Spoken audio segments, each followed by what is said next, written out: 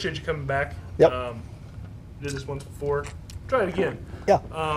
And I think last time we started with, Mound City and that tradition of football and what that means. I started thinking about it. What was it about football or sports in general? When did that passion start for you? That was our family ingrained. Like it was kind of one of those things. People were like, "Did you have an option?" It's like, well, it's not that we didn't have an option. It's just all we knew with it. My dad was very successful in college. My mom was very successful in college. Sports was kind of our mission field that we were just growing up in, and it was also something that whatever you commit your time to, that's where your heart is, and so we. That's what we committed our time to, and so that's what we kind of grew fond of and built bonds with, and that's where our friends were for that. So, my earliest memories are sports. So. Was it difficult at all when your parents are successful like that, athletes? No, me being the youngest of five, you have all the success of all of the siblings on top of your parents with that, but it wasn't difficult. I wouldn't say. We had a good balance of things. Sports was definitely our front runner with that. But no, I never felt like it was more difficult with it. If anything, it was more difficult of expectations of other people, of saying, hey, this is how you'll be, this is what you're going to be, this is what you're going to do, probably. But it wasn't bad. But isn't that kind of how that town in general, really, when it comes to athletics? Aren't most people of that mindset, though? A little bit, yeah. It's kind of expected. That's what you want to do whenever you go to high school. When I was there, was you want to go try to win a state championship for football, and you want to go play sports. You did it all together. Most every church I remember had a basketball hoop outside of it that you could go play at any time. It was very community centered, and so you're all on the same page when you're doing things together. Yeah, and you don't seem to have an issue with finding the drive to do things. Yeah.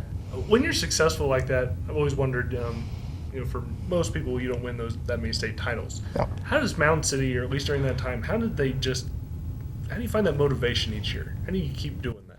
Yeah, I think it depends on what your motivation is. If your motivation is just to achieve the state title, then it's hard, because to be honest with it, it's a worthy goal, it's a fun thing, but it also doesn't have, it's not something I think about now at 30, 32. It's like, oh, that state championship. It was the relationship with the guys. It was the work put in. Because it was kind of just who we were and our standard of working hard, and then letting the fruit from that labor, could be a state championship, might not be, but because we focus on who we were and our culture with that, then it was just kind of your expectation. We're going to show up, we're going to do the extra work, we're going to do this. And there was always good leadership through Mound City, players that just set the standard of this is how we're going to do it. And by the time the underclassmen got up there, they're like, hey, this is how we're going to do it. And they had a great system of support there. And what was your drive? I know we discussed you were originally going to be an engineer, but growing up, what was it that you really wanted to be? Oh man, honestly, until way later, I wanted to be a Top Gun fighter pilot. I don't know why. I loved the idea of it. So that's what I wanted to be for the longest time. What? Was that why? So what happened? I got glasses. You gotta have perfect vision. But no, that's military. I don't come from a military family, and so I didn't really know any side with that. I think it was more of a fun dream as a kid as anything with that. But yeah, you kind of picked your goal with it. I wasn't super serious on career mindset until college, because I wanted to play sports. That was kind of what I thought I was going to do. And then even when I shifted away from sports in high school, I still played sports, but I was like, oh, maybe I should do something different. It was still kind of geared around sports and health with that, because that's what we knew. But yeah, so drive just comes from, honestly, for me personally, my drive comes from the Spirit, honoring God with that. That's my personal drive. It doesn't matter what I'm doing, what I'm applying it to, because I have an eternal drive. That's something that kind of pushes me that way. It's not really based off success or failures. It's based off of my sacrifice and submission to my relationship with Jesus Christ, and so for His glory. And so that's something that really is the focus of my drive. There's not a whether it's work or coaching now or back then. It's not a level of success that's measured that way. It's like, okay, it's who I choose to be. That's my dad's big focus growing up, is you're in charge of who you choose to be and how you act, how you carry yourself. And so that, I'd say that's probably the biggest driving factor of keep going. Yeah, and what kind of relationship did you have? You know, 3 brothers, 1 sister. Yeah. You know, what was that like growing up with that many brothers and sisters in that household? Right? Oh, I would like to think it made me tougher. I got the tar beat out of me by my sister. She was the most athletic of all of us, and we're best friends now. but she, I'd like to think it made me tougher there. We were all supportive of each other. We cared about each other's sports with that. Really, we kind of had, it was kind of built up that we had 2 separate sibling families. My middle brother was the youngest of the old and the oldest of the young. So he's one of the coaches at Ole Miss now, and he. But my oldest brother, who I'm close with, is 13 years older than me. So that's the same age difference of me and his daughter as her uncle. And so there's a lot of mentorship. There's a lot of that. But it was also pretty cool because, growing up with those 3 older brothers that were successful in everything they do, you kind of get to idolize your heroes too. And so they were heroes to look up to, and, oh, I'm going to be like this. And so whereas a lot of elementary kids have, you always pay attention to the big athletes, and you're like, oh, and that's who you pretend to be, before you start watching NBA and NFL. You're like, oh, I'm Kobe, I'm whoever. So I got to pretend to be my brothers with that. That was fun. So with that, and then watching my sister just be a little bit older and kind of a guide in that way. And she's a remarkable person, character and sports-wise, and how she carries herself. And so there's always kind of that standard that was set through her on carrying that. And so, yeah, it was. Relationships were good growing up. Of course, with how competitive we are, it's not a switch you can turn off. So there's frustrations and frictions that happen with siblings because of competitiveness that anybody has, I'm sure. You still have that issue now? Oh, sure. I mean, Christmas games are pretty funny with that, and because it is something like whenever you kind of define who you are on competitiveness and other things, because all of us have different levels. We're all extremely competitive, but we have different times of competitiveness. You're still a little brother. I'll always be the little brother. That's absolutely. I have 2 younger ones, so I know. Absolutely. Yeah, it doesn't matter what I've done with that. I will always be the little brother. But. And then, so you went to Western. Was playing college football always your dream? Yes and no. Like, it was always something. I guess I hit a stage in high school where, because it was an expectation, it was kind of like, you hit a little bit rebellious and teenager. And you're like, well, if that's what people expect me, that's what I don't want to do then. And so I hit that for a little bit. And I kind of coasted to college to play football. When I say coasted, I mean I worked hard. That's not what I mean. But I kind of went on autopilot of like, okay, well, this is what I'll do. This is what I'm supposed to do with it. But I loved it. I definitely loved it. But as far as a dream, I think so. Different things make sports tough. And so then it's hard to remember when things are tough at certain moments of, was it because of the sport I'm down on it? Is it because of this? Or is it because of other things? And if I take this in a different scenario, will I like it differently? And so I had some of that through high school. And I was so grateful that I got to go play college sports. That was such a blessing with that. It's such a wonderful opportunity. Lifelong friends through it, lifelong experiences. I wouldn't be who I am today if I didn't do that route.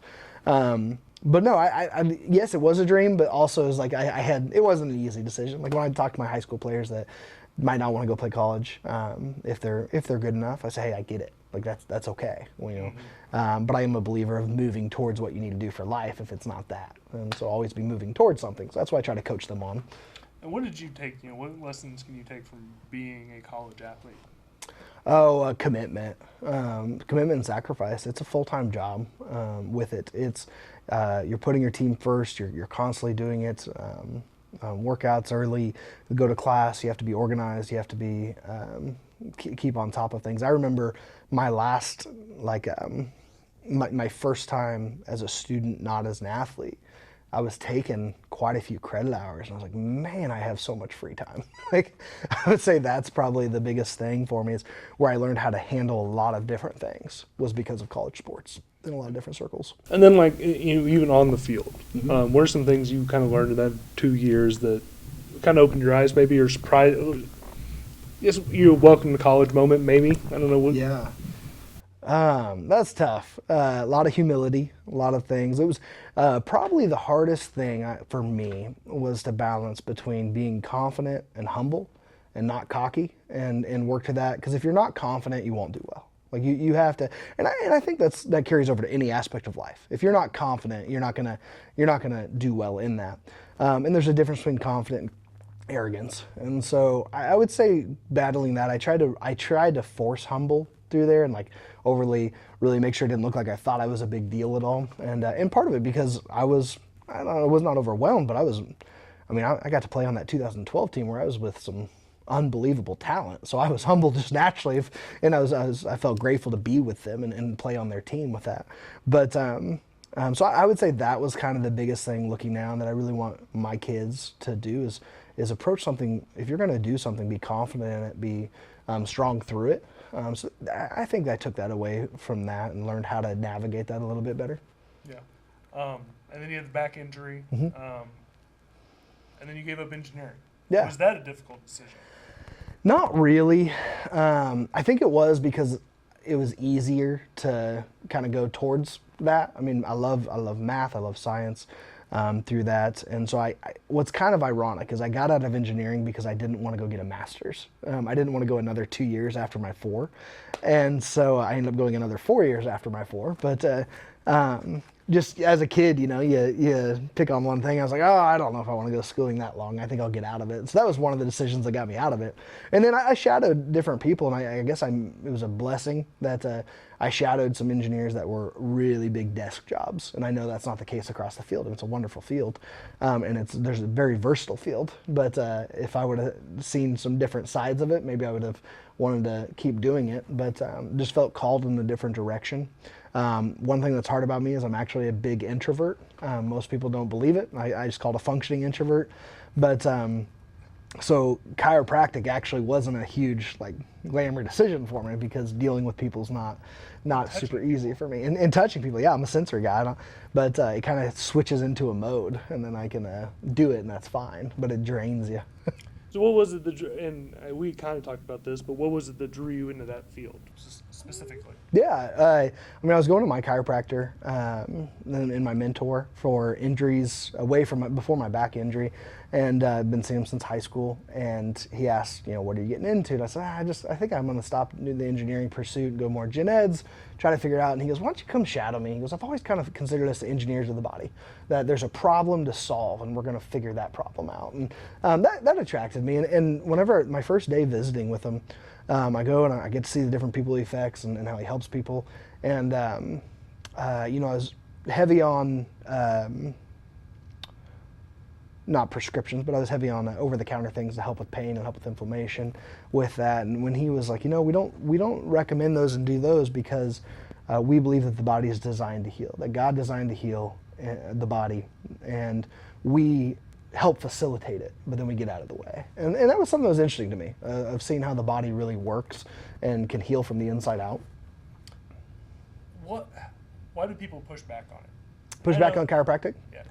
Money, that's some of it. And what I mean by that is there's different industries that are threatened with the chiropractic care. For instance, people are over 70% less likely to get a surgery if they see a chiropractor first. And you can help very conservatively low cost. And so that dips in some people's pockets. I won't pretend like there's not some quackery in my field. I won't pretend like that. There are. But I also, whenever As people... in every field. Yeah, as in every field. That's the kind of funny thing is when you look at the beginning of chiropractic in 1895 and you look at what the medicine practices were in 1895, they were both pretty interesting. And so thank goodness both have come a long way in explanations and different things. But so that's probably the biggest pushback that I get with it. So then, okay, I go in there, you pop the back, the neck. What's happening? Yeah, so it's a very loaded question. Heidi Havik has great research on it from New Zealand, if anybody wants to dive into it. There's a couple different things. You can see biomechanical, where we have restrictions in the joints that aren't moving, whether it be in the spine, Peripheral joints, whenever we adjust those and we put motion back into it, it stimulates movement receptors, which the brain responds to, and it shuts down pain receptors. So it helps with pain, it helps the brain detect movement, kind of help learn the length of muscles, ligaments, and it helps proprioception to the joint whenever we adjust it. But then you can look at a neurological standpoint and you see what's a change of what's called neuroplasticity, and the ability for the nerve and the spinal cord to adapt to its environment and communicate. And so we're removing inflammation interference that would slow down the body's ability. And kind of the way I have started describing this last week with a patient I was kind of explaining to is, do you remember back in old computer lab where we'd have to go and defrag and it would clear the cookies? To me, it's kind of like that, where the body can communicate faster because it's not wasting its memory storage on it, on this problem. And so when we remove that interference, we increase movement of the joint. The brain can communicate so much faster with the rest of the body and be a more fine-tuned machine with it. And what was it you liked most? Like once you got into schooling, what was it you liked most about studying it? Oh man, there's never there never stops being a problem to solve. There never stops being something to learn. You can't master it. You can become a master adjuster. You can become great at your field, but you can't know everything. And I love learning. I love improving. I love efficiency. And so the fact that you can always learn more is something that it's not that, it's like, you get to the state championship and it's done. What's next? At the end, this one, there's never an ending with it. It's constant pursuit. Huh. Yeah. It is fascinating too. And, I've been in a chiropractor and they have a chart on the wall that, tells you all the things that can happen when, when the gases that are released or whatever it may be. But then sometimes gas is released. What, isn't that what that is? No, I'm talking yeah. Sorry. Yeah, the popping is a transfer of gas over a pressure gradient inside the capsule. Yeah. I imagine that's not a fun situation. Whenever somebody, actually passes gas, no, you just pretend like it doesn't happen. Move on. Everybody does it. So then, what pushed you to keep going though? And you can kind of dig into what you do now and all the things you offer at your clinic. So I guess give me a little more specific question. What pushed me to keep going? Well, I mean, because there's one thing, you can have a bed, have someone come in, do it popping, and you can make a decent living doing just that. Sure. But Sure. And the people you work with, you keep adding and adding. Yeah. It seems to be. And so what is that? What drove you to be that way? I guess. Yeah. So. Well, I guess we discussed your drive, but your business drive. I definitely think that's a big part of it. Is I love improving. I love efficiency. I love the next thing. But I think chiropractic's wonderful by itself. The adjustment itself, I think, is wonderful. I've literally seen miracles happen with it. But I think for the majority, you can see about 80% of the people get better with that, and there's that 20%. And so you look at the 20%, you're like, you get this heart form of like, man, what can help you? And then we'll research and we'll find, well, man, if we had this, that would help that next 10%.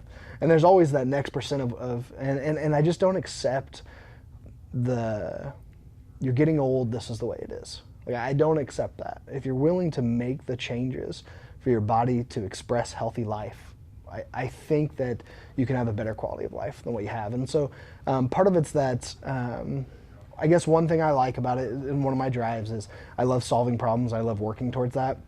And so like I talked about with chiropractic, you can't ever stop solving the problems. Like, there's always another problem with it. And so I think that kind of leads me towards the next thing. And then some of it's personal too. Like we'll have a family member who has a serious problem, and we'll get that technique or we'll get that machine myself. One of ours is, as I told my wife, if we get this machine, it'll save our cost of surgeries just for myself if we get this to regenerate some of my problems and for our stem cell therapy. And so that's a big drive of it, is that next person that we can't help. We'll always send them where we need to send them. We refer out a lot for things that aren't in our wheelhouse that need something different. But you always want to try to help that next person. Yeah, it kind of leads into the coaching at some point, the helping. Have you always been that way? Because it kind of seems like maybe your passion isn't always so much the science, the coaching, but just the being there, the helping people. Yeah. So I am who I am today because of people around me that invested in me, that helped me. And so I want to help other people do that too. When I find somebody with a good heart that could use some help, I mean, that's why I went to help coach. Got a good relationship with one of the players, and just, if you could help us in this aspect. And I was able to help take a load off of Coach Schenk on one side of the ball. And just it just helped in that way. So there's if I'm not going to be a benefit somewhere, I'm not going to stay there, And I've always said that whenever the next person that's going to be better for the program's here, I'm more than happy for them to take that.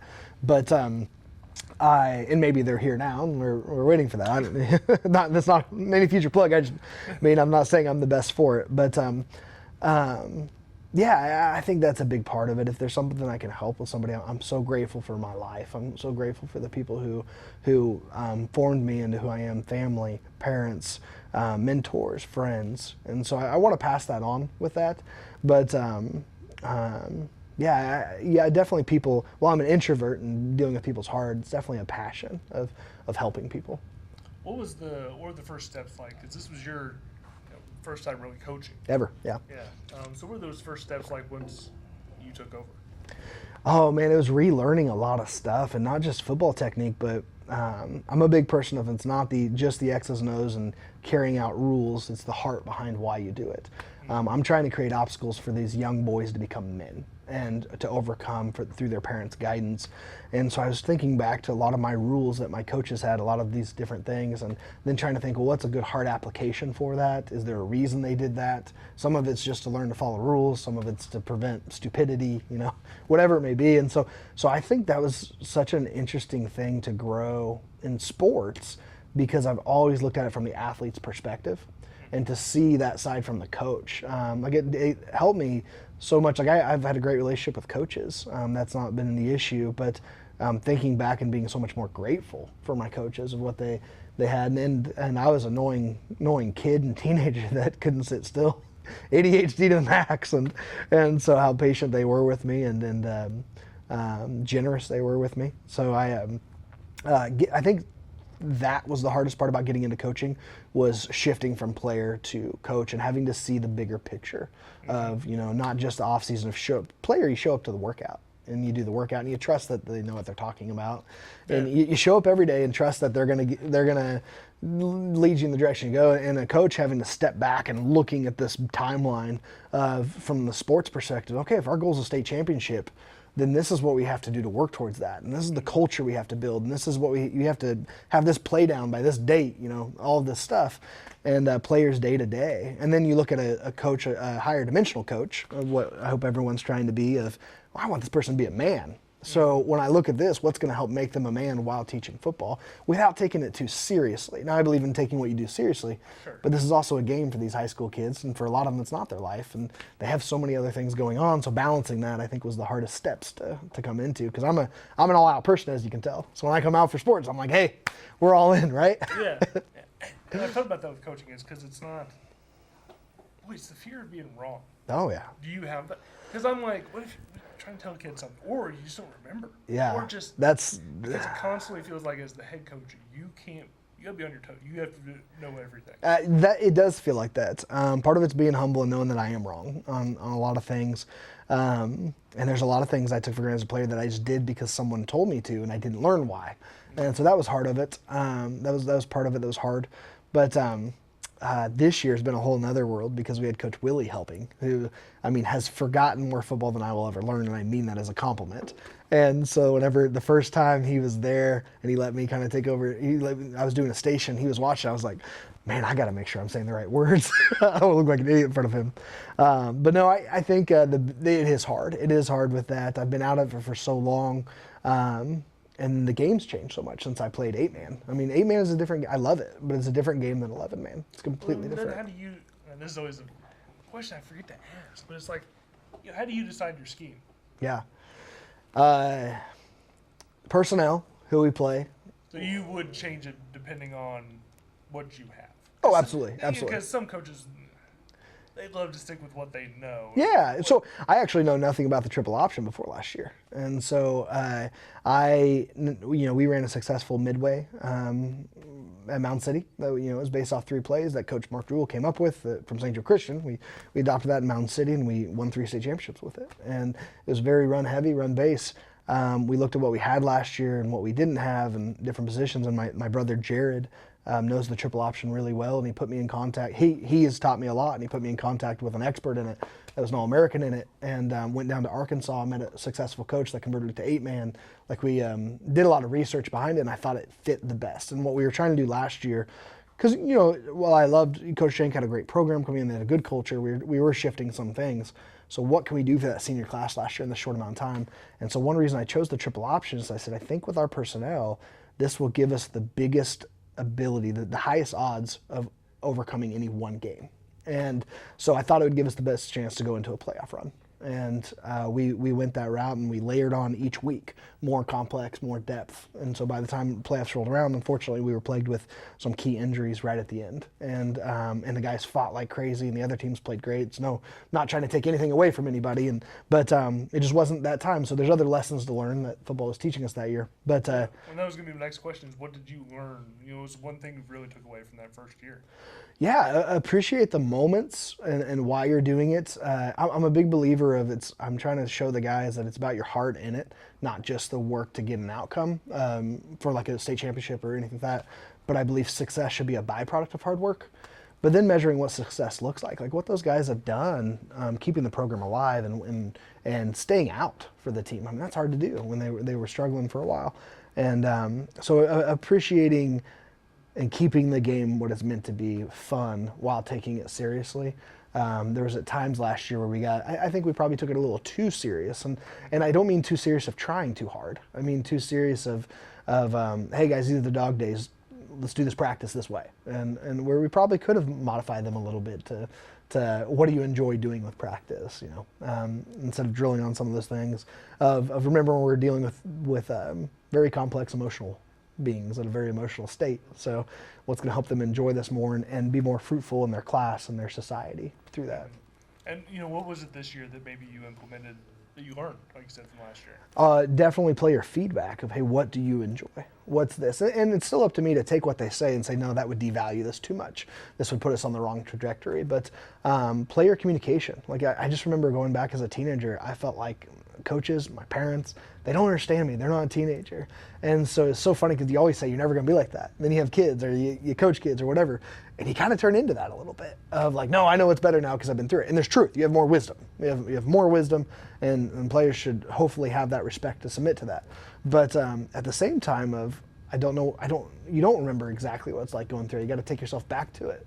And these kids are at a time too where they're starting, their brains are developing differently, where they're ready for leadership. They're ready to, and that's why you feel like you know everything, and you don't know what you don't know. So trying to graciously lead them into that state of life of being humble. If I don't know this world, there's people to teach me, but I'm still a leader. I can still take charge. I still know this side of it. I can still apply this. I can still try and fail. I can try and succeed.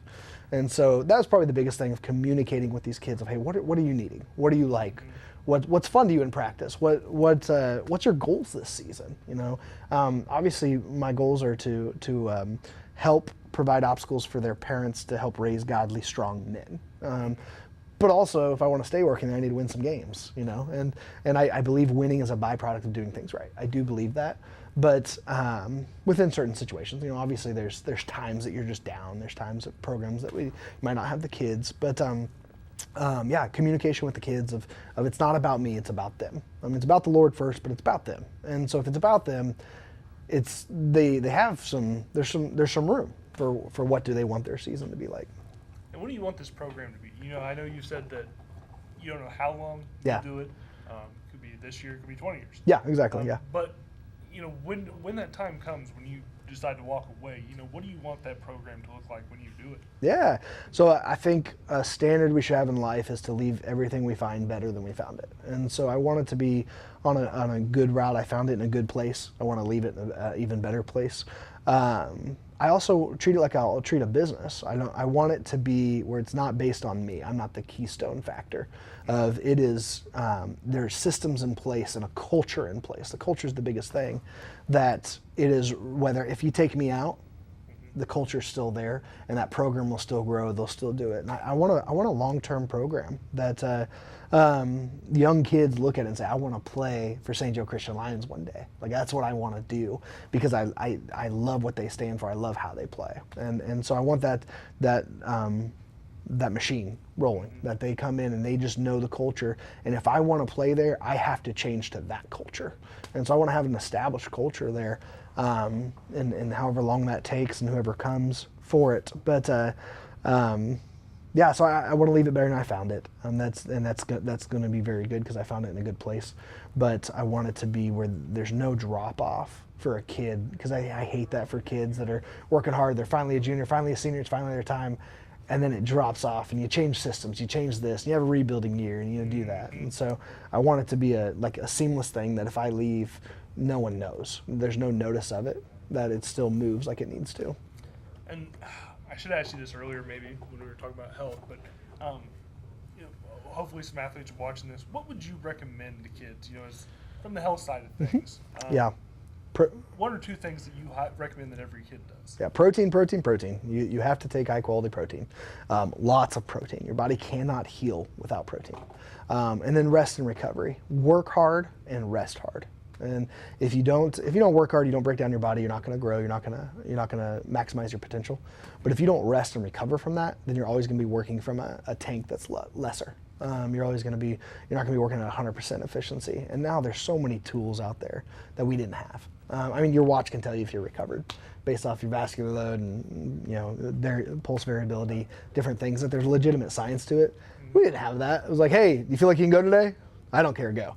And I love my coaches growing up, don't get me wrong. It was whatever calories you could get. Yeah, exactly. It was eat 4 peanut butter sandwiches a day. Yeah, man. We were blessed that we had the McDonald's dollar menu. Yes, that is, oh man. We would go down and I would get 2 McChickens, 2 McDoubles, and it was double cheeseburger back then, and and a fry. Yeah. That was our lunch. And you spent $5. Yeah, exactly. No, that is true. We did have that to get calories. I don't recommend, as a health person, I don't recommend those calories first. Protein's going to be better. Your Whole Foods. Beef. What are you talking about? If only they had chicken and beef in them. I thought their burgers were all natural now. Yeah, and they probably are, right? Define natural. Not found from another planet. Yeah, I appreciate you coming. Yeah, thank you for having me. I appreciate it. Best of luck this year. Thank you. I appreciate it.